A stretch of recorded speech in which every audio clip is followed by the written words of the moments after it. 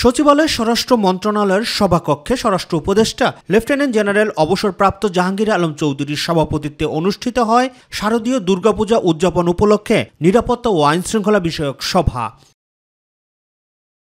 সভা শেষে ব্রিফিংয়ে স্বরাষ্ট্র উপদেষ্টা জানান, এবারের পূজাকে কেন্দ্র করে কোনো পক্ষ থেকে কোনো ধরনের উদ্বেগ নেই। পূজা মণ্ডপের নিরাপত্তায় সার্বিকভাবে সশস্ত্র বাহিনী, পুলিশ, আনসার, র্যাব ও বিজিবি মোতায়েন থাকবে।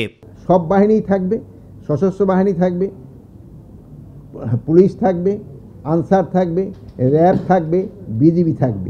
বর্ডারের পূজা মণ্ডপগুলিতে মেইন দায়িত্বটা বিজিবির উপরেই বর্তায় এবং ওখানে তো পুলিশও থাকবে, বাট বিজিবির উপরে ওইটা হলো তাদের একটু বেশি ইসে থাকতে হবে। আর আনসার সব জায়গায় থাকবে। এবার কিন্তু তারা কোনোই উদ্বেগ প্রকাশ করে নাই। এবারও তারা বলছে যে গতবারও শান্তিপূর্ণভাবে, এবার আরও শান্তিপূর্ণভাবে হবে। পূজা মণ্ডপের আশেপাশে কোনো অবৈধ মেলা, গাঁজা বা মদের আড্ডা বসতে দেওয়া হবে না বলেও জানান তিনি। পূজা উপলক্ষে অনেক সময় আশেপাশে যে মেলাগুলি হয়, তারপরে ওখানে গাঁজার আড্ডা বসে, মদের আড্ডা বসে, এইগুলি কিন্তু এবার কোনো অবস্থায় হবে, কোনো রকমের কোনো মেলা হবে না।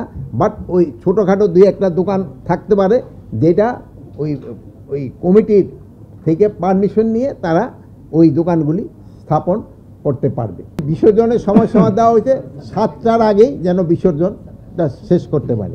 দুষ্কৃতিকারীদের বিষয়ে সতর্ক করে উপদেষ্টা বলেন, যারা দুষ্কৃতিকারী তারা সব জায়গায় দুষ্কর্ম করার চেষ্টা করে। যারা দুষ্কৃতিকারী সারা সব জায়গায় দুষ্কর্ম করার চেষ্টা করে, এটা শুধু পূজা না, সব জায়গায় করার চেষ্টা করবে। এটা প্রতিহত করার দায়িত্ব হলো আমাদের, আপনাদের। আমরা সবাই মিলে এটারে প্রতিহত করব। রাকিব হাসান, মাই টিভি, ঢাকা।